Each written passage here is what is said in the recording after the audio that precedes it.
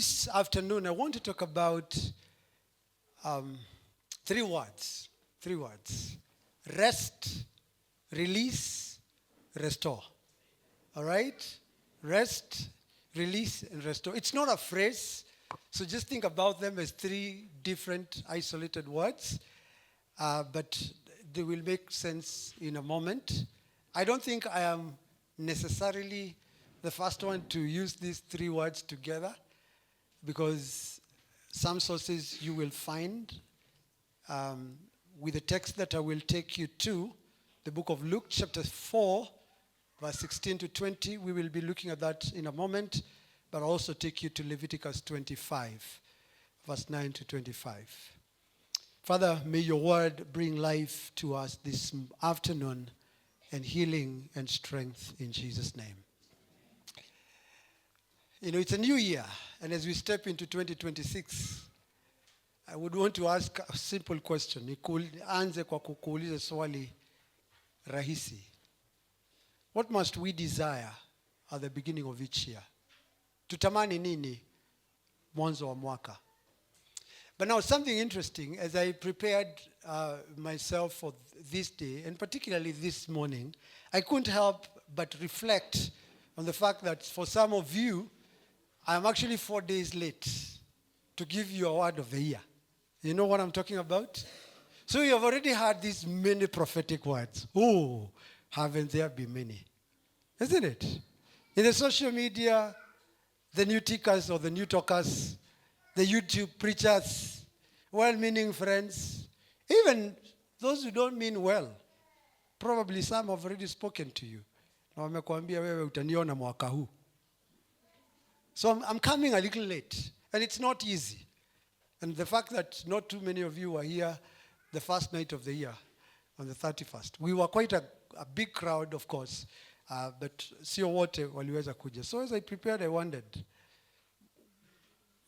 am I up to the task, the challenge that is before me, to speak on top of those many voices that have spoken to you? And I know that God will give me grace then to say something that in the midst of all that will give you direction, will challenge your heart, will encourage you, will build you. But whereas some speakers might have spoken and said many things, and you're not their audience on a Sunday to Sunday basis, and the worst that you can do ni unfollow kwa TikTok ama Instagram ama kwa YouTube or whatever else, the channel, I have a bigger responsibility because I'm stuck with you the rest of the year.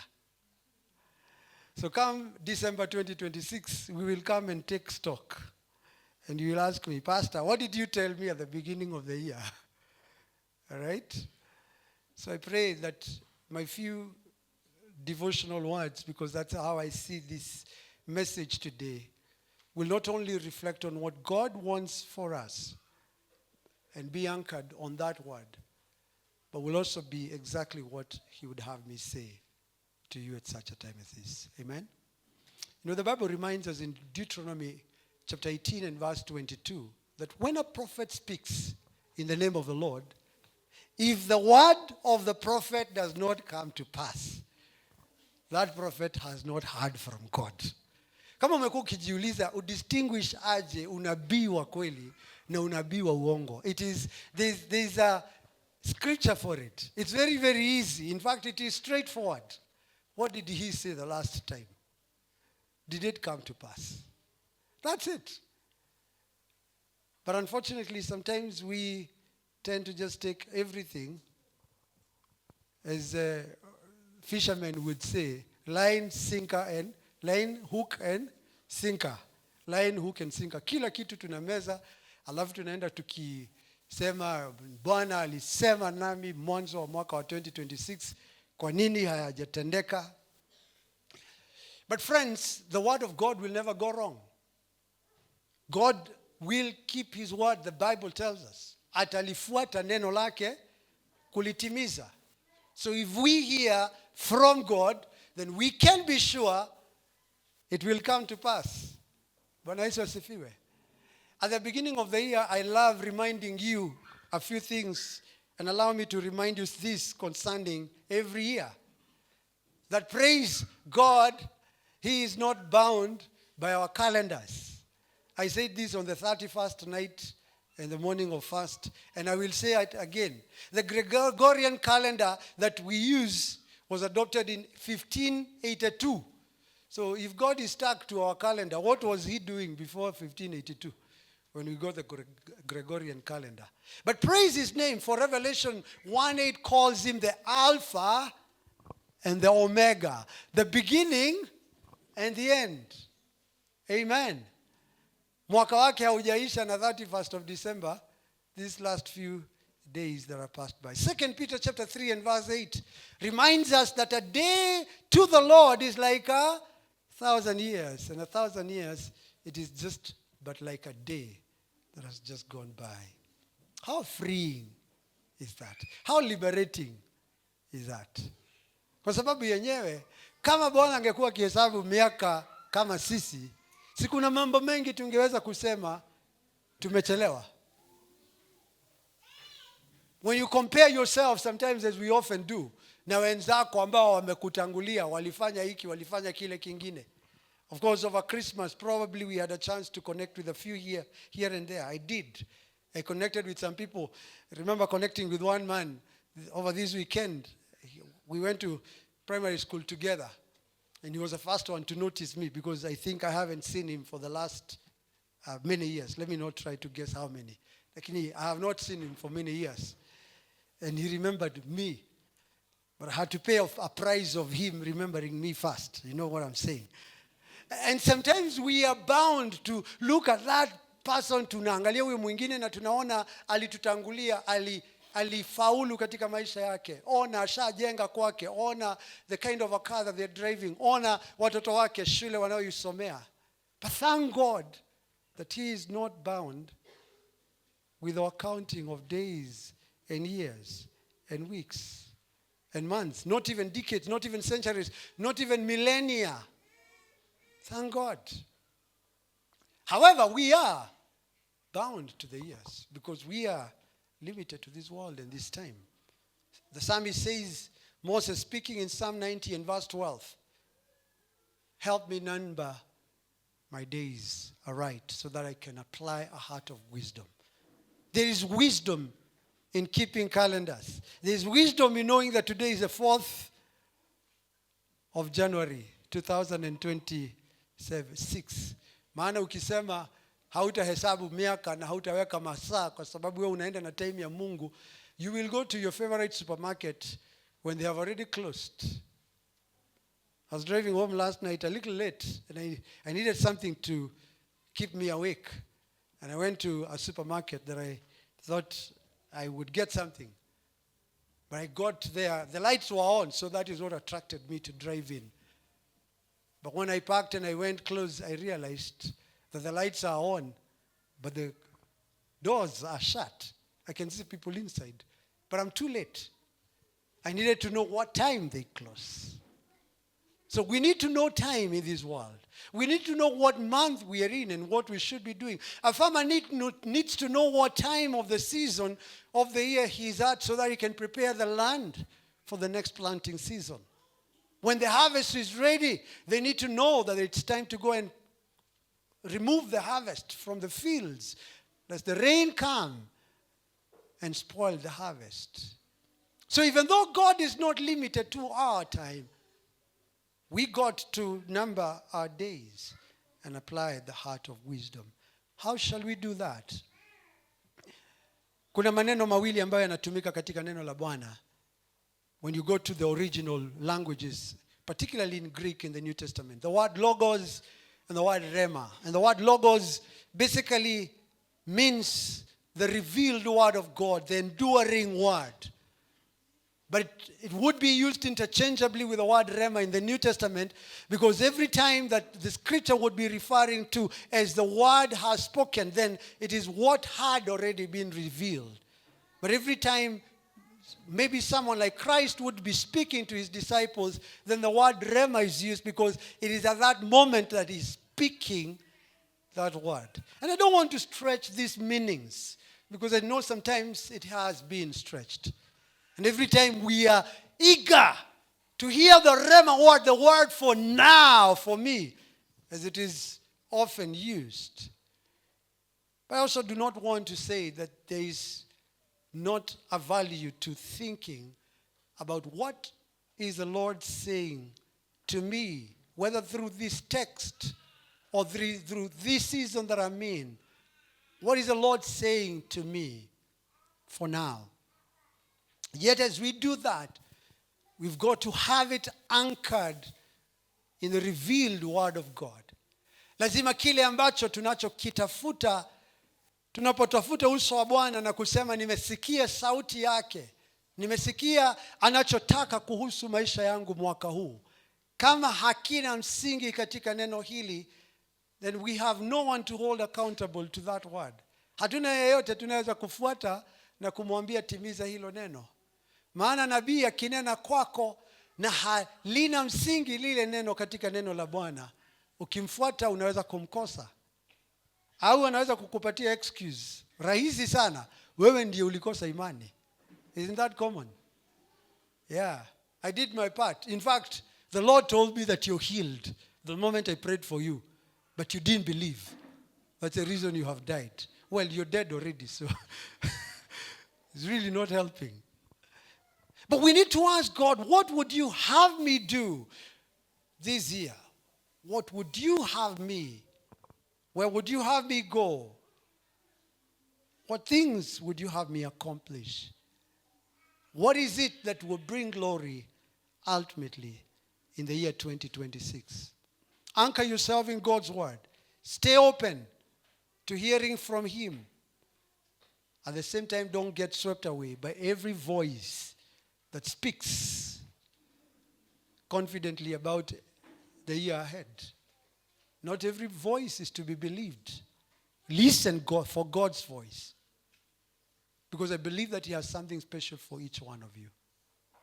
I believe so. I believe that God has allowed you to see 2026 because he wanted you to see this year. Praise the Lord.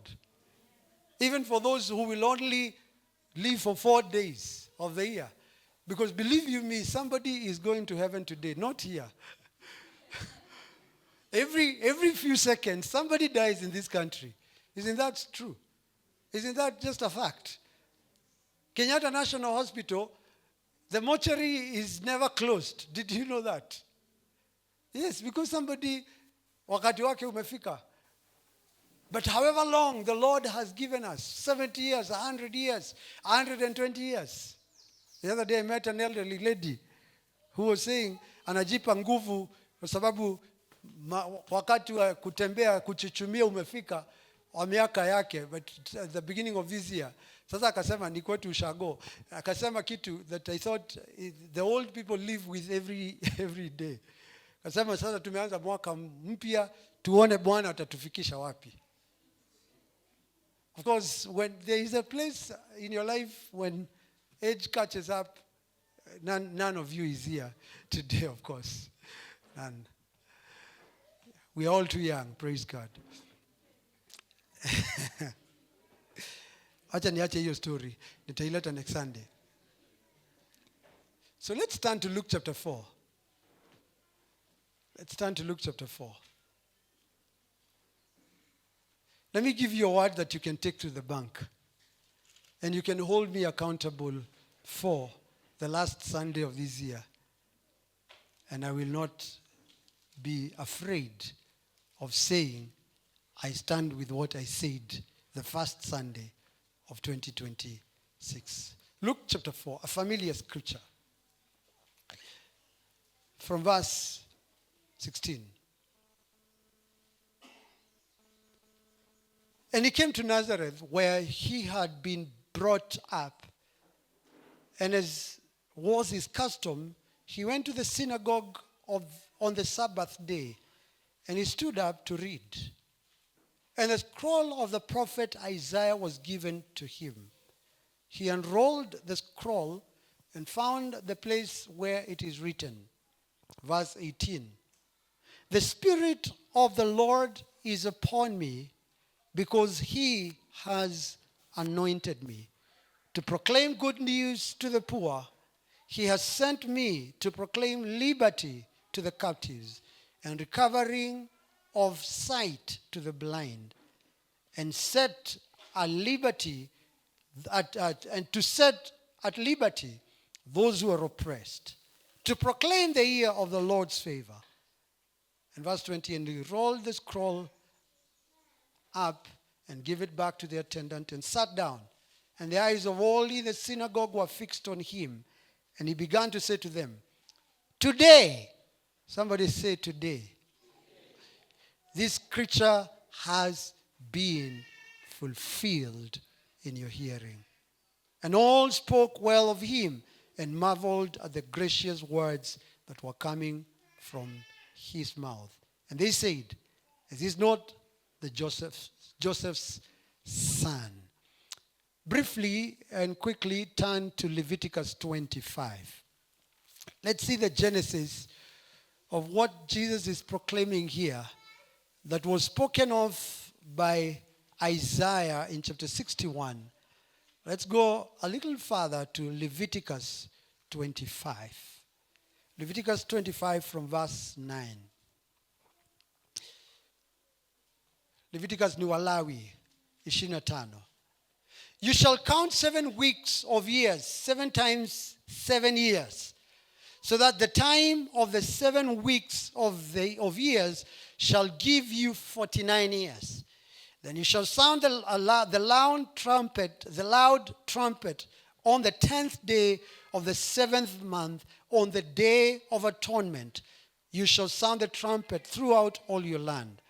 And you shall consecrate the 50th year and proclaim liberty throughout the land to all its inhabitants. It shall be a jubilee for you, when each of you shall return to his property, and each of you shall return to his clan. That 50th year shall be a jubilee for you. In it you shall neither sow nor reap what grows of itself, nor gather the grapes from the undressed vines. For it is a jubilee. It shall be holy to you. You shall eat the produce of the field. In this year of jubilee, each of you shall return to his property. And if you make a sale to your neighbor or buy from your neighbor, you shall not wrong one another.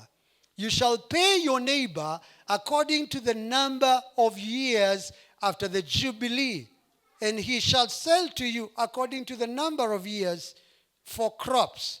If the years are many, you shall increase the price, and if the years are few, you shall reduce the price. For it is the number of the crops that he is selling to you. You shall not wrong one another, but you shall fear the Lord, fear your God, for I am the Lord your God. Therefore, you shall do my statutes and keep my rules and perform them, and then you will dwell in the land securely. We can go on and on. Let us pause at that point. Release, rest, release, restoration. When the Lord is calling the nation of Israel to be his people, Mungu anapowaita Waisraeli kuwa wana wake, taifa teule, the Bible calls them, a holy priesthood, ambao watatangaza makuu na mema ya Bwana kwa mataifa. We realize that he makes a number of promises, but also gives them commandments that they are to follow. Kuna masharti ya kufuata, na vile vile kuna ahadi anazowapa. In the book of Leviticus, what we are reading, he gives them a beautiful pattern to their lives. In fact, earlier than this, we know another thing, mention of 7, which is the 7th day. The day that was instituted by God after creation. Siku ya 7, Biblia inasema ya kwamba Mungu akapumzika na akaitenga akasema ni siku iliyo takatifu. He labored for 7 days, worked for 6 days, but the 7th day is a day of rest. But I want you to notice that pattern continues. Because again, every 7 years, on the 7th year, Waisraeli walikuwa waache nchi pasipo kuilima, pasipo kuipalilia, pasipo kwenda shambani. They were not to plant any seeds. They were not to do any work on their farms. The land was to find its rest. But now chapter 25 of Leviticus gives us another instruction that he gives them. That again, after 7 sevens, 7 years times 7, making 49 years, then that year, on the 7th month, on the Day of Atonement, they would proclaim, they would declare atonement by shouting or giving a loud shout using whatever instruments. Sorry, my mind is skipping me on that. And then that would usher in the year of Jubilee. Mwaka huu wa Jubilee unaitwa variously the year of liberty. Ni mwaka ambao kila mtu alipewa nafasi kurudi katika shamba lake. All right? It is a year that they would not only notice that every 7th day they are finding rest. Wanapumzika katika uwepo wa Bwana. They're giving not only their bodies rest, but every 7th year they're giving even their land rest. Lakini mwaka wa 49 unaashiria the year of Jubilee, mwaka wa kuachilia. So waliokuwa wafungwa wa Israeli wawekwe huru. Aliyekuwa ameuza shamba yake kwa sababu ya umaskini, God did not want them to be in perpetual poverty. Kwa hivyo kila mtu arudi kwa ancestral land yake. Release land. And of course, different instructions are given. The lands in the urbans where it is surrounded by walls were not to be released back. You can read, there's a lot of details about that. But chapter 25 of Leviticus is pointing to this. Ya kwamba waachilie mashamba. Waachilie wadeni wao. In fact, notice something.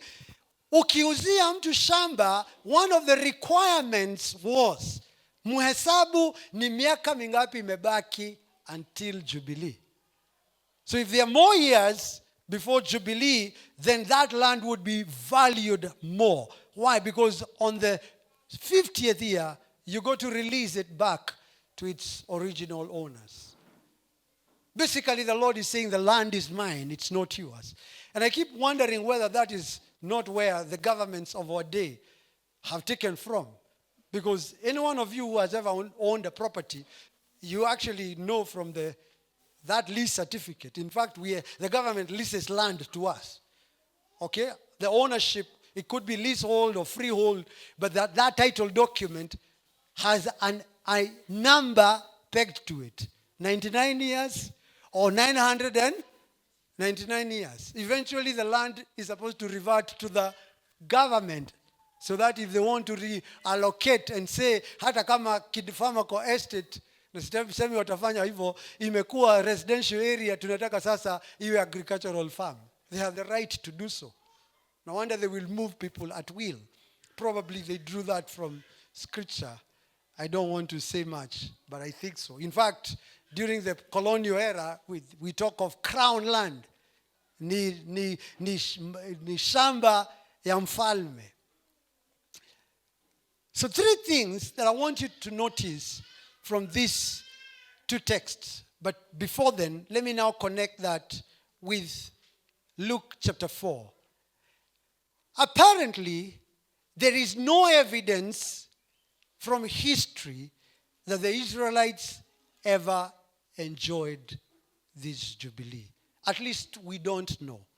Hata kama Mungu alitamani ya kwamba in one's lifespan, angalau mara moja kwa mwaka, waone uhuru huu ukirejelea watu wake, waliingia katika uasi. And no wonder now when we come to Luke chapter 4, Bwana anasema kitu cha ajabu. Anasoma kitabu cha Isaia sura ya 61, anayezungumzia ahadi hii katika unabii. Anasema mambo haya ambayo Mungu aliyatamania kwa ajili yenu wa Israeli, hata kama hayajatukia, hamujayaona. Isaiah in chapter 61 says, the Spirit of the Lord is upon me, for the Lord has anointed me. And he declares many things that relate to Jubilee. Declares many things that relate to God's people finding rest. God's people being set free. God's people being restored. Even though these people are not enjoying them. In fact, one of the prophets and a contemporary probably of Isaiah, one of the things that he will be talking about is that these men and women will soon be taken into captivity for 70 years. So they actually do not celebrate this. And Isaiah prophesies over time that will be fulfilled. And we come to Luke chapter 4. Jesus reads the scroll from the book of Isaiah and makes a declaration that nobody else had before. Because he says in verse 21, today this scripture has been fulfilled to you, in your hearing. In other words, the Jubilee that you missed, even though my Father promised, in me, that Jubilee is being fulfilled. And here, because I have come, begins that journey into your Jubilee. What does this Jubilee promise, and what does it have to do with us in 2026? This Jubilee is a time of rest. Bwana Yesu asifiwe.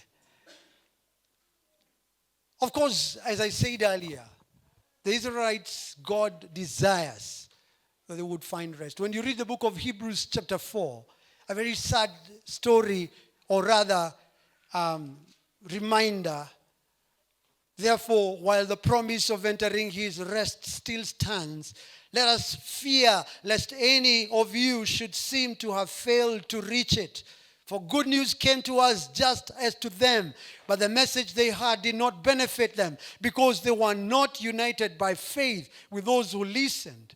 For we who have believed enter that rest, as he has said, as I swore in my wrath, they shall not enter my rest, although his works were finished from the foundation of the world. For he has somewhere spoken of the seventh day in this way, and God rested on the seventh day from all his works. And again, this passage he says, they shall not enter my rest. Verse 6, since therefore it seems for some to enter, therefore it remains for some to enter it, and those who formerly received the good news failed to enter because of disobedience. Again, he appoints a certain day, today. Again, the same terminology that Jesus uses. Today, saying, through David, so long afterward, in the words already quoted. Today, if you hear his voice, do not harden your heart. Let me pause there. God is promising something. Mungu anaahidi kitu. Na anaahidi, and this I can tell you, take it to the bank, that in 2026, it is his desire to give you rest. Amen. Because even though the Israelites missed, in fact, they missed something that was so beautiful. I would love a situation, I don't know how, that can be, that every 50 years, we sort of hit a reset button and we go back to default. And we are given a chance to begin again. I think that's a brilliant idea. God is bright. Think about it. Then you told kila mtu arudi kwao mahali alizaliwa. Na kama kuna shamba uliuza ili upeleke mtoto shule, alisoma na akapita, lakini shida kubwa nyumbani. Aliuza ng'ombe, aliuza kila kitu. At least hii shamba you're guaranteed every 49 years utarudishiwa. Na wewe mwenye kununua, kama tumebakisha 5 years, unanitoa kwa hii ngori niko kwayo. It's only 5 years before Jubilee. Unanilipa kidogo. Kwa sababu in 5 years, unanirudishia shamba yangu. But however beautiful it was, they missed it.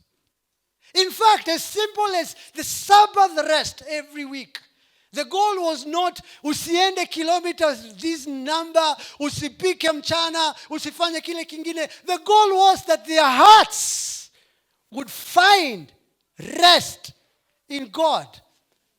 So they rested their bodies, but never their spirits. And the Bible says in Hebrews 4 that he swore in his wrath, they will never enter his rest. In fact, we know, Father, that the land did not rest or did not rest adequately, because in 2 Chronicles 36, when they're being taken into captivity, this is what the writer is telling us. 2 Chronicles 36, verse 20 to 21. Let me just read that. The last chapter of 2 Chronicles 36. He says, verse 20 to 21, he took into exile in Babylon those who had escaped from the sword, and they became servants to him and to his sons. He is the king of Babylon, until the establishment of the kingdom of Persia, to fulfill the word of the Lord by the mouth of Jeremiah, until the land had enjoyed what? Its Sabbaths, all the days that it lay desolate, it kept Sabbath to fulfill 70 years. Why did the children of Israel go to captivity? One other reason is that because they refused to give land rest. Na nchi itaachwa ukiwa kwa miaka 70. Brothers and sisters, rest points to our trusting God. Time does not allow me, but just allow me to say one small thing that is in Leviticus 25. They're giving land rest whereby they're not even cultivating. And the question that quickly would come is, tutakula nini, tutakunywa nini, wakati nchi imeachwa wazi na hatulimi mashamba yetu. And Leviticus, God answers that question. He tells them that on the 48th year, before the 49th, he will give them such a bumper harvest that will last them for 3 years. Guess what that has to do with? Trusting in the Lord. Ati ninaweza kupass a season na nitakula. Ati ninaweza kupumzika siku moja kwa wiki na nitakula. Bwana Yesu asifiwe. Do you know actually why we do not rest even physically? Do you know why we kill ourselves with work? Do you know why we slave? By the way, do you know the Israelites were not supposed to allow their brothers and sisters not to rest? In fact, when the Lord is giving them the 10 commandments, they were told even your slave. But do you know why it is so difficult for us to find rest? Because we don't trust. Rest has actually to do with trust. Sababu ya kuhangaika. You know, I don't envy the people who pride themselves in saying they only sleep for 3 hours a night. I don't envy them. Actually, I pity them. But I only sleep 3 hours a night. Day in, day out. Because if you dissect the reason behind it, there's actually a lack of trust in God. Kwa hivyo lazima ning'ang'ane ndio nifaulu. I pray that 2026 will be a year of rest. I don't mean to say that you become careless and lazy. No, that is not what rest means. Rest means that you stop striving in your own strength and trust God to lead, to guide, and to provide. Praise the Lord. So sometimes he will slow you down and you will say, it's okay, God. Sometimes you will have great opportunities and the Lord will say, I am taking you a different direction. and you will be at rest. Amen. Some of the things that God will ask you to do will be beyond you. Rest will mean you will trust him. Hata kwa mambo ambayo ni makubwa kukuliko, yanakushinda. Resting in God will mean, Bwana, I don't know how. But because you've said it, I want to do it. Amen. Rest. But the second thing that Jubilee would do to these people, it will give them release. It was a time of release. Liberty. Think about it this way. Letting go. It was a time to give up debts that you're owed. Huyu mtu ambaye miaka 30 ulimkopesha pesa, ameshindwa kukulipa, ni wakati wa kumwambia, ndugu, Bwana akubariki, endelea na maisha yako, you owe me nothing.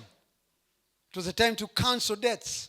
It was a time, as I said earlier, to go back to the original land and possession. You know why? Because God's desire for his people was that there would be no oppression among them.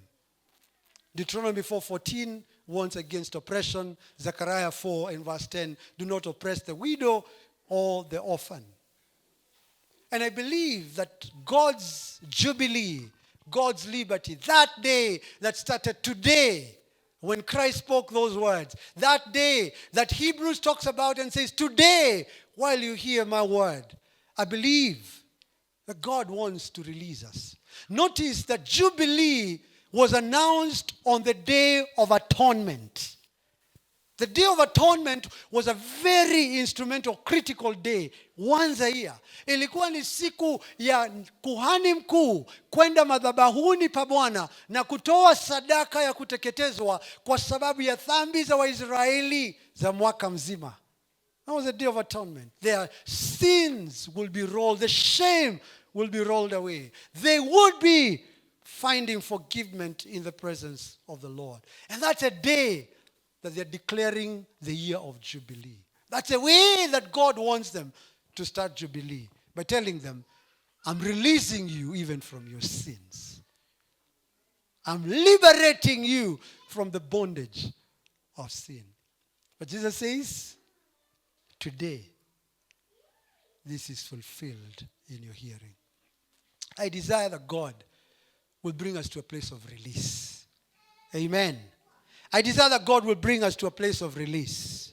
Release from sin. Thank you for those who led us in prayer time this morning. This was one of our prayers. 1 John 1:9. Confess your sins. Now you don't have to wait once a year. Praise the Lord. Hauhitaji kungoja mwaka. Imagine kama ungekuwa ukibebana na dhambi mwaka mzima. You know, at a conscience of sin. Mwaka mzima unangoja the Day of Atonement, ulete kwa madhabahu, useme pastor nimefanya. Thank God, even a little further, you don't have to wait for me. Hati ninangoja ile siku pastor atakuwa kwa ofisi ndio niende hii mizigo ya dhambi kuwe rolled away. Today you can find that release. Amen. But I also want to believe God that it is a time to give you release from disappointments. Because 2026 is gone. Na hata kama nilianzia kwa kusema ya kwamba Mungu hajafungwa na miaka, at least for us inatupatia fresh start. Amen. Si tuliturn calendar. Na zenye tulikuwa nazo za last year, however beautiful. This morning I had a very nice, let me just say, ICA Lion desk calendar. Very nice. Mwaka mzima. I hope watu wa ICA mtaniletea ingine kama hiyo. Sasa nimewa promote kwa madhabahu. A very nice one. Kwa sababu haiko tu na calendar ile desk, lakini hapa chini iko na notepad. So leo asubuhi nimeingia kwa ofisi nikaiangalia na nikasema, hii calendar najua inisaidii. Lakini kaona tu notepads sijamaliza. So nikararua calendar, literally nikaiweka kwa dustbin. Watu wa ICA Lion nikaiweka kwa dustbin. Because I don't need it in 2026. That's true. So there are things you're rolling away.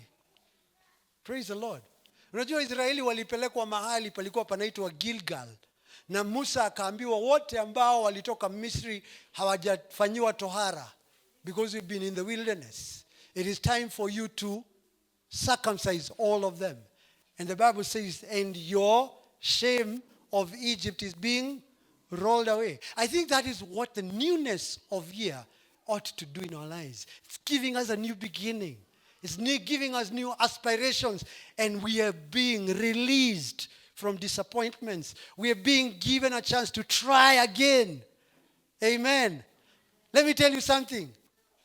Inaitangwa nini hii tunafanya kwa organizations zetu, in the corporate, in the marketplace. There's an annual what? Appraisals. Guess what? Appraisal ya last year haiwezi kutumika mwaka huu. Ama aje? No, see, last year walishamalizana nayo. If they were promoting you, they promoted. If they were adding a salary, they did. Then you have been given a new year to begin all over again. So may the Lord release you from all those things that you must let go. Some of you probably even to the place of letting go some people that have offended you, that have hurt you, that have gave you promises that they didn't keep, and everything else. And probably for all of us, letting go something so that we can prepare room for something else. Labda kuna vitu za kuachilia ili tumpe Mungu nafasi ya kuanza nasi jambo mpya. The year of liberty. And thirdly and finally, Jubilee meant restoration. It is a chance for God to rebuild what was lost. Amen. That which was lost. Equity is found again. People have a fresh start. They have the land back to them. And how I desire that 2026 will be a year of restoration for you. The God, because He said it, that these things have been fulfilled in your hearing today. And He is calling that day of rest. I believe that also day of restoration. He is calling it today. May 2026, beginning right now, the 4th day of January, as you hear this word, bring restoration to you. And what greater restoration than what the psalmist cries out to God for in Psalm 51. He says, restore unto me the joy of your salvation. Nirejeshe furaha ya wokovu. Unajua mwaka kabla uifike mwisho, aspirations tunapigika, tulitamani kufanya hiki, tulitamani kwenda huku na kule kwingine. Zingine kama nilivyosema Friday, when was the kesha? That night, 31st night. Mengine yalikuwa this close. Yeah, ni kama yalitolewa kwa mdomo. And I was talking out of personal experience. Metolewa kwa mdomo tu hivi ukiona. Ndio hii lakini hupati. Oh, sometimes the joy of salvation can go. How many know that? You know, one person asked a pastor, why is it that you keep talking about being filled with the Holy Spirit over and over and over and over again? And I've never found a better answer. This pastor responded and said, because we leak. I think that's so true. We do. We do. Our strength leaves us. We're beaten. We are confronted by issues. We fought some battles until we can fight no more. Mepigana vita hadi hakuna nguvu za kupigana. Kama Hana wa Biblia in 1 Samuel. Ameomba, amechoka, lakini maombi hayajaisha na hayakuwa maombi sana, yalikuwa uchungu zaidi. Sasa midomo tu ndio ilibaki. And Eli comes and says, how long will you continue in your drunkenness? Anasema mcha Mungu huyu wako si mlevi hata kidogo. Ni kilio na uchungu wa moyo wangu. The Lord bring restoration. Amen. Brothers and sisters, I desire that God will give us rest this year. That we will not strive in our own strength, but we will trust the Lord fully. I pray that we will find release from sin, from disappointment, from grudges, from missed opportunities. But at the same time, under release, we will also be willing to let go what we must so that we can embrace what's new. And as God does this for us, may it be a year that He will restore. Praise the Lord. May it be a year that He will rebuild what is broken spiritually and even physically and practically. Let this be a year that through God's word and His promises, every word that you hear this year that concerns you will be yours for the taking. Amen. Some old school people here may remember a radio program that was very famous when radios were not very many. And it used to be called Yours for the Asking. So I think you would call in and ask for the song that you want. It's to come on Sundays. Yours for the Asking. I am using the same phrase, changing it a bit and saying that every word that has been spoken by the Lord for you this year will be yours for the taking. I said it will be yours for the taking. Amen. Usiachilie kilicho chako. Granted, there will be highs and there will be lows. Granted, there will be sickness, yet there will be healing. There will be open doors, yet other doors will be shut. It will be another year, just like other years. But one thing can be a great constant and a distinction this year. We can choose to walk with God and hear Him say, this is the way. Walk in it. Amen. Let's rise up and pray.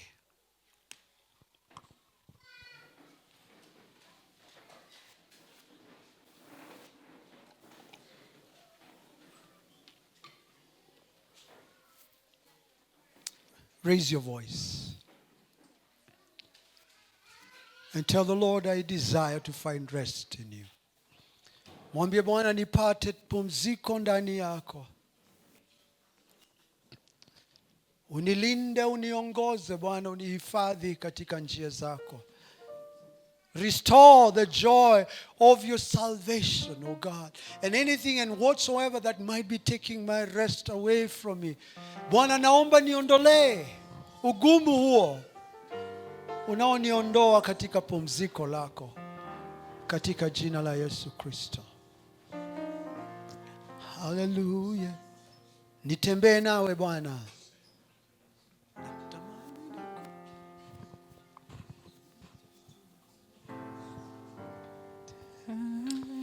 Oh Lord Jesus, may we find strength and renewal in you. In the name of Jesus, may we find strength in you, God, and joy. Just cry out to God in light of this message. Are there areas that you need rest? Tell God, I want to be able to release these areas in my life in the name of Jesus, that I may find rest. Natamani Bwana niweze kujiachilia kwako, ili Bwana nipate pumziko ndani yako. In what areas in your life do you need a release? Are you feeling a captive? Are you feeling bound? Mwambie Bwana najiachilia kwako, Bwana. Nikuone Bwana, nikujue, nikufahamu. In the name of the Lord Jesus Christ. Hallelujah. Natamani nikuone. God, restore unto us the joy of your salvation in the name of the Lord. Nikuabudu. Nikuabudu. Natamani nikuone.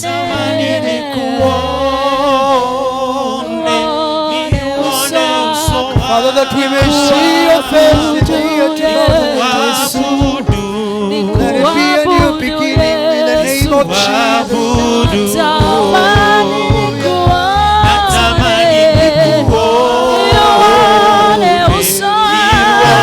uso wako.